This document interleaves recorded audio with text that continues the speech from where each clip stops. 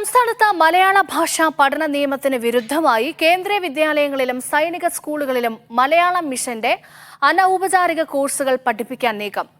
SCERT തയ്യാറാക്കിയ മലയാളം പാഠപുസ്തകമാണ് സ്കൂളുകളിൽ പഠിപ്പിക്കേണ്ടത് എന്ന നിയമം നിലനിൽക്കെയാണ് നടപടി.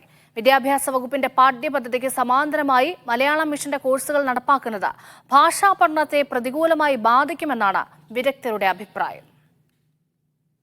സംസ്ഥാനത്ത് ഏത് സിലബസിൽ പഠിപ്പിക്കുന്ന വിദ്യാലയത്തിലും മലയാളം ഒരു ഭാഷയായി പഠിപ്പിക്കണമെന്നാണ് മലയാള പഠന നിയമത്തിന്റെ ചട്ടത്തിലുള്ളത്. ഇതിനായി NCERT തയ്യാറാക്കിയ പാഠപുസ്തകമാണ് പഠിപ്പിക്കേണ്ടതെന്നും വ്യക്തമാക്കിയിട്ടുണ്ട്. ഇത് നിലനിൽക്കവെയാണ് കേന്ദ്രീയ വിദ്യാലയങ്ങളിലും സൈനിക സ്കൂളുകളിലും മലയാളം മിഷന്റെ അനൗപചാരിക ഭാഷാ പഠന കോഴ്സുകൾ നടപ്പാക്കുന്നത്.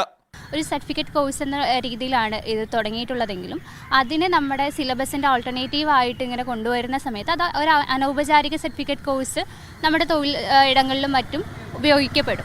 2007 നിയമം നിലവിൽ വന്നെങ്കിലും കേന്ദ്രീയ വിദ്യാലയങ്ങളിലും സൈനിക സ്കൂളുകളിലും നടപ്പാക്കിയിരുന്നില്ല. ഇത് മറികടക്കാനാണ് മലയാളം മിഷന്റെ കോഴ്സുകൾ ഉപയോഗിക്കുന്നത്.